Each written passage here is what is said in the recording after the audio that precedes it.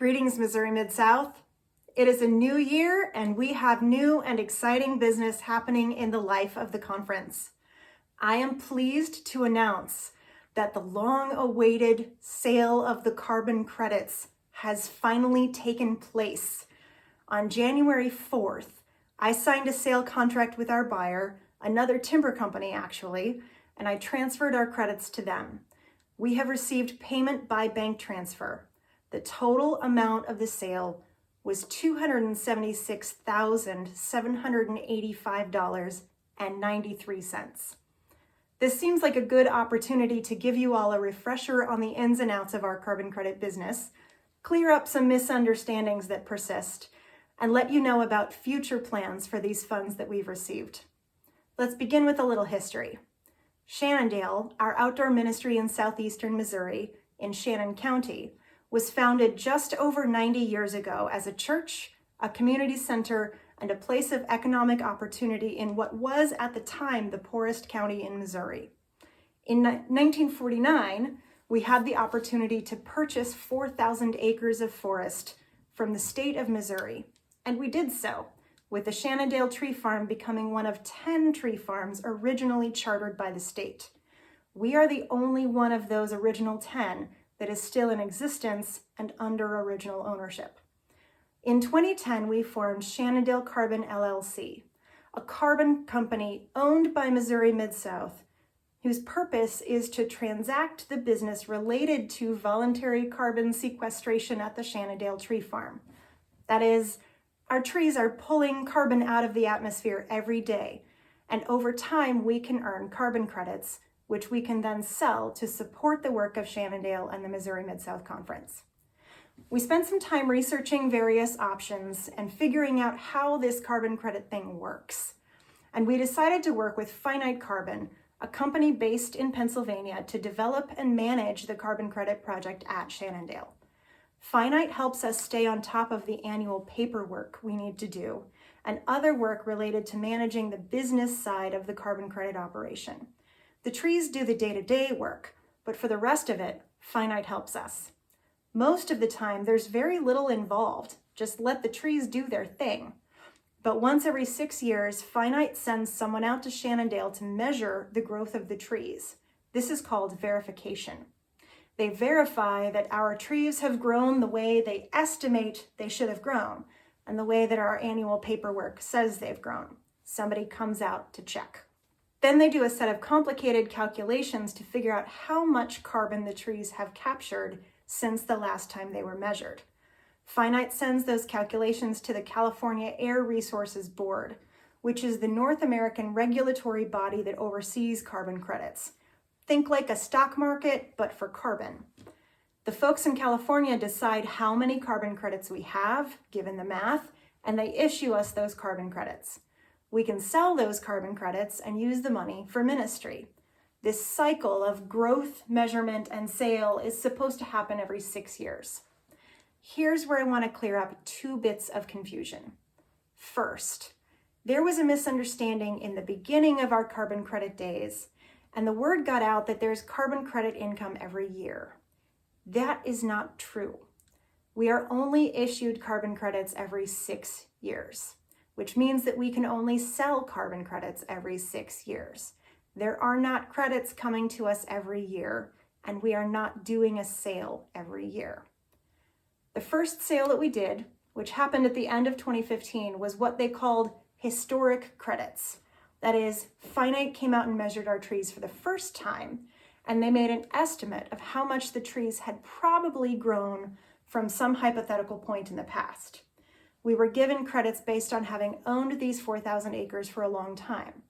Somehow, and this is the second misunderstanding that I want to clear up, somehow word got out that we made $1 million from that sale. That is not true.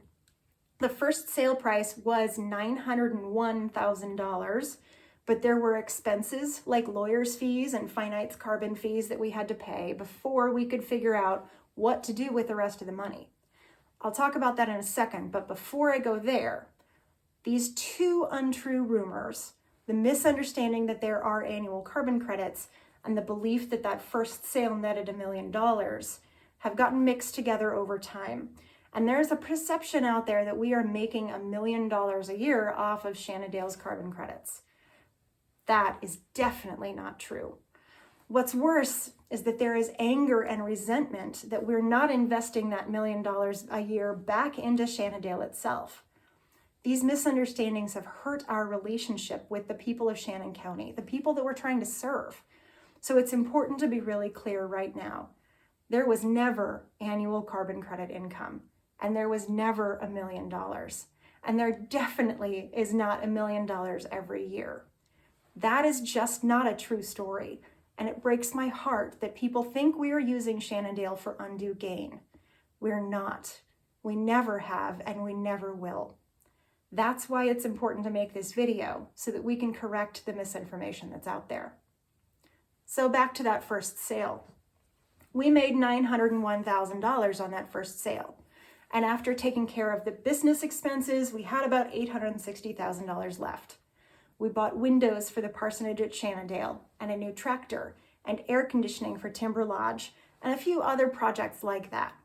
We also put about $52,000 into a bank account so that we'd be able to pay the annual business fees to Finite Carbon, our lawyers' fees, other business expenses for Shannondale Carbon in the upcoming years. That took us down to $700,000. Now here's the biggest thing we did. We put aside that $700,000 in two investment accounts. One with $200,000 called the Tree Farm Re-Verification Fund, and one with $500,000 called the Legacy Carbon Credit Operation Reserve Fund. We made these two investment accounts because, one, there aren't annual carbon credits. In the 6 years between carbon credit sales, there are expenses related to finite verification work for us, and we have to pay for that somehow. That's what the Tree Farm Re-Verification Fund is for. And two, it turns out you can't insure a forest against forest fire. So that's what the Legacy Carbon Credit Operation Reserve Fund is for. It's like having our own insurance. Both of these investment accounts do provide a small amount of income each year. The annual investment income from the Tree Farm Re-Verification Fund goes back into the fund to use for verification expenses when we need it. This past cycle in 2022, we had to withdraw nearly $74,000 to pay for the re-verification expenses. The Legacy CCO Reserve Fund income becomes an annual gift to the Missouri Mid-South Conference, and that's used in three places. 10% goes to the national setting of the UCC as an extra gift from the conference. 15% goes to the conference's general operating budget, and 75% goes to the Shannondale operating budget. This annual income is not a huge amount. In 2021, Shannondale's portion of that income was $14,600. In 2022, it was $15,700. It's a help, but Shannondale's operating expenses in 2022 were $221,000. $15,700 is only 7% of that. In 2022, we were supposed to have our second carbon credit sale, but the state of California changed the regulations about some piece of the calculation of credits, and our numbers had to be sent back and re-verified. That's part of why it cost $74,000, and we still have more to pay. Our credits were delayed because of that by a whole year. So finally, in late September of 2023, we were issued our carbon credits. Hooray! I connected with our partners at Finite right away, and I spent about 2 months working with them to find a buyer. Most likely it was going to be a big energy corporation somewhere out there in the international scene. That's not my normal day-to-day interaction. So here, I want to give a shout out to our friends at the United Church Funds, who were very helpful when I asked for advice about commodity trading and finding a buyer who would be in line with our values. The UCF staff gave me very useful advice and information. As luck would have it, though, another customer of Finite also needed to buy credits. They're a forest and carbon sequestration business like us, but much bigger. And they needed to give credits back to California because the regulations were changed in 2022. We didn't need to sell to a big energy industry conglomerate after all, and this was good because the carbon market has taken a downturn in the last 3 months. Prices have dropped, and we didn't have very many potential buyers clamoring for our credits in the first place. So I had a couple of calls with our buyer's representative. Our lawyers sent paperwork back and forth. We didn't quite get everything finished before Christmas and New Year's. So first things first, when we came back in January, we signed the deal and made the trade. So now what? Well, first we have to figure out what our remaining expenses are and pay those. We don't have all the invoices in, so that's going to take a little bit of time. Once that's settled, though, we have a formula to guide us in using the income in the ways that are best for Shannondale and Missouri Mid-South. In 2022, the Board of Directors adopted this formula to guide use of the carbon credit income in anticipation of the sale. That way, we can just start using the money instead of sitting on it while we come up with a plan. This formula should work for future sales as well, so the board doesn't have to make up a new plan and reinvent the wheel every time. We wanted to make sure that we had a balance of long-term sustainability and short-term meeting of needs. So according to our formula, 50% of the income will be invested for the future and 50% will be used right now. In that investment side, 10% will be put into the Shannondale Reserve Fund, which provides annual income for Shannondale operations.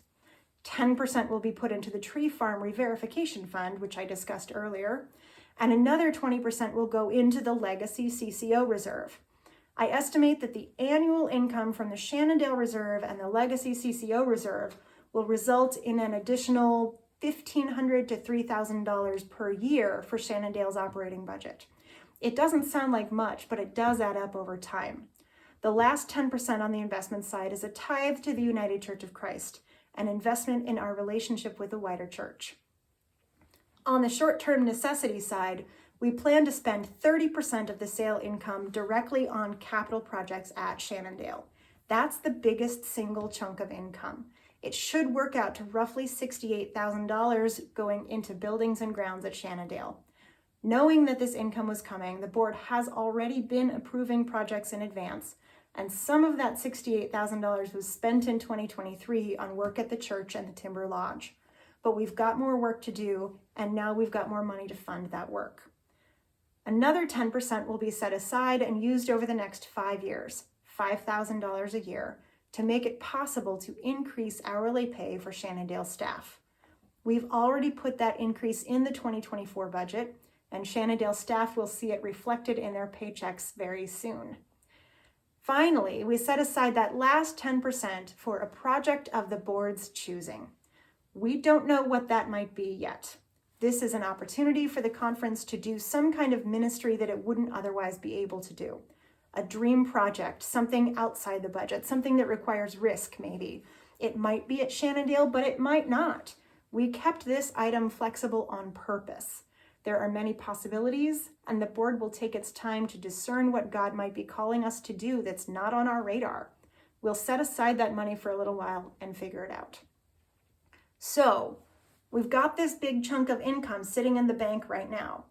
Over the next few weeks, we anticipate that the final invoices related to this sale will come through, and then we'll know for sure what our expenses are and what we've got left to use.